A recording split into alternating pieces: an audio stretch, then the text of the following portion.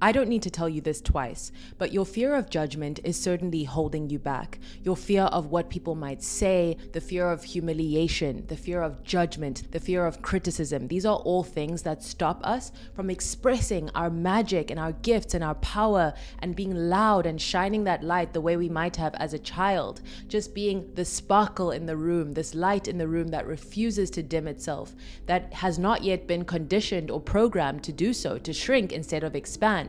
Which is, by the way, part of your path in this life is to continue to express and expand. And so the fear of judgment is blocking this expansion that life wants to do and experience through you. And you are so magical, so divine, so talented, so brilliant. Like, you shine. Your soul is here to be a magnet to everything that is in alignment with it. All the people, all the opportunities, all the moments, all the memories, all the money that your soul is meant to attract. It wants to, and yet there is this block. So what I want to do for you in this soul session, which is what we call episodes within the Soul Salon, which is my podcast, is we want to neutralize judgment.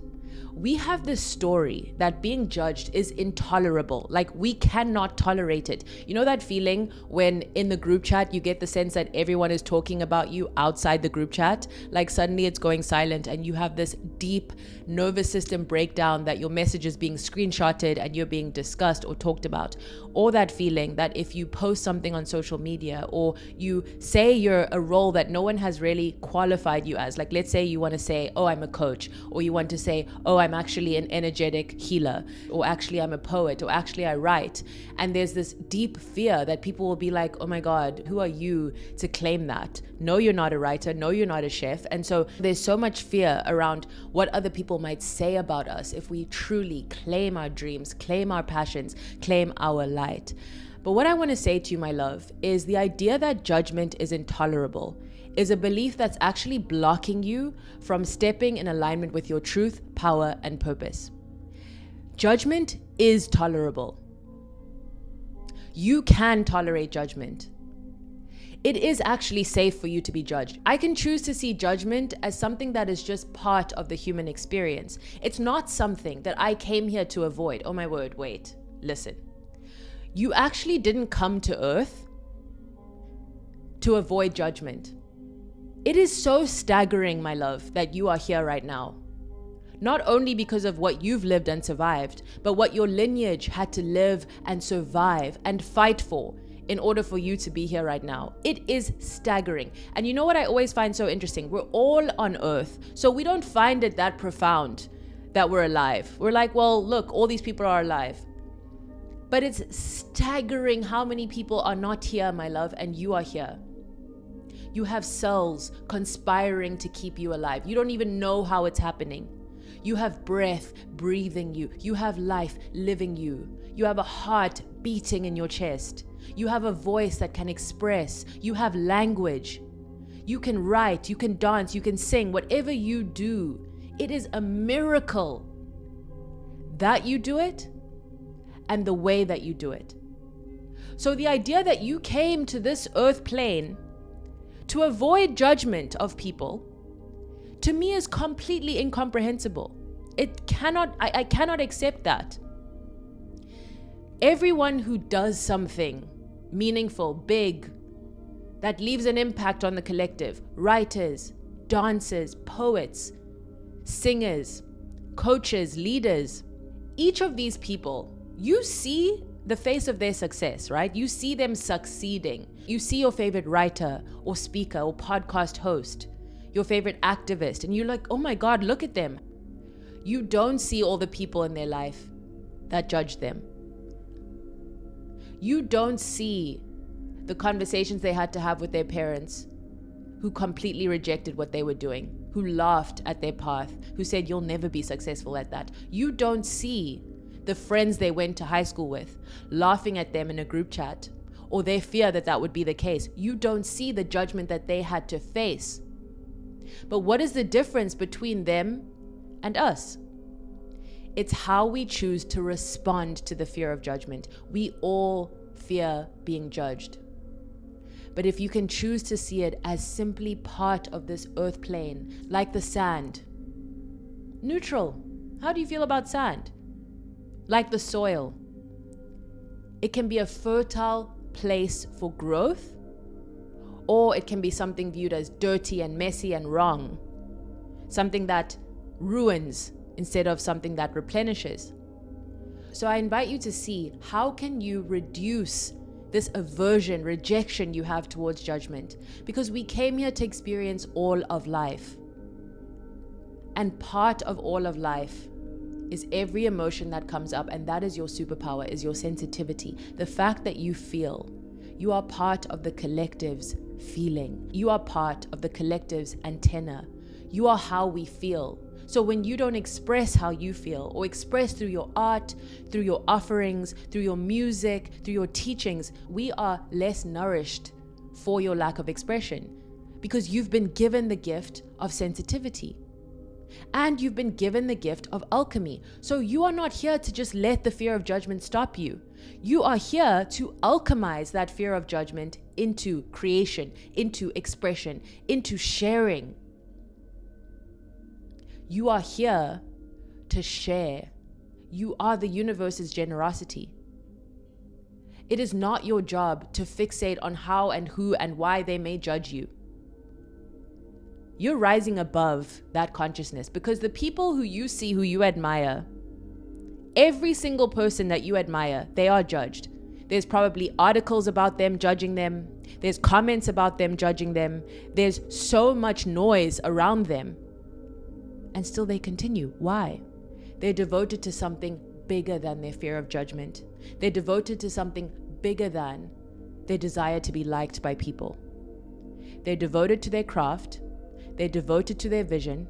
They're devoted to their mission. And here's what I always say, and it's quite heavy, so buckle up. What I always say when I face the fear of judgment, which I faced plenty and which has silenced me in many ways, I say to myself, at the end of all of this, at the end of my life, no one can die for me. No one is going to be on my deathbed dying in my place. It's going to be me. And so if I choose to let what people might say about me stop me from living my truth, from honoring my soul's calling, from honoring what feels true to my heart, from sharing my voice, even in moments where I feel it's too intense, or even in moments where I feel I'm not saying enough or doing enough, or even in moments where I feel like it's not good enough, I say to myself, I have this life. I don't know when it's going to end. And at the end of the day, none of those people, friends, family, strangers, connections, none of them are the being that's going to be on that deathbed when I die. It's going to be me. So I better honor my truth in this lifetime. And so I say to myself, no one can die for me, and therefore no one can live for me. I'm reading this incredible book called The Tibetan Book of Living and Dying. And what he says is, unless we can appreciate death, we will never fully appreciate life. Unless we understand the meaning of death, we cannot understand the meaning of life. And we move through this existence the way we're socialized, as unprepared as we are for death, as we are unprepared for life. And my darling, life has chosen you. Life has chosen to dance with you. Life has chosen to sing through you. Life has chosen to teach through your words, your language, your understanding. You have multiple passions because life wants to experience through you multiply. Life wants to multiply through you. Life wants its own complexity to be felt and seen through you. Life wants to experience, expand, and express through you. Life has chosen you. And you did not survive ancestrally and currently to shrink yourself to avoid what someone might say about you. And the funny thing is, most of the people who are truly judging you, like they're really judging you, you probably don't even like anyways. But your people, the people you are here to magnetize towards you, they will feel so nourished by you, so grateful for you. They will celebrate for you. They will cheer for you. And in you sharing yourself, you will attract more of these people right into your field, more friends, more collaborators. This has been my truth. I cannot believe the depth of my friendships right now. And they have come from me sharing myself and attracting soul-aligned friends to me, or deepening friendships that already existed because of us engaging with each other at this level of our artistry. It's a very vulnerable level to share your work with people, or for people to get to know you through your own artistry and creation. So it's deepened connection. And so we are fixating on the wrong story. What if they judge me? What about all the people who will love you? What about all the people who have no other way of finding you and becoming your friend, becoming your student, becoming someone who loves your work, because you're not sharing it? So if you think about the magnetism of your being, like let's say there's a field of everything in alignment with you. How can you attract that field into your being if you are not sharing your magnetism with the world in the way you feel called to? So my darling, my love, you can hold judgment. I promise you, I know it feels impossible, but you have survived so much. Like, you are so resilient. Your body is so resilient. Your mind, your soul, your heart. You're underestimating your ability to respond. You are underestimating the universe's ability to magnetize the exact support system that you need in order to hold you through those moments of judgment.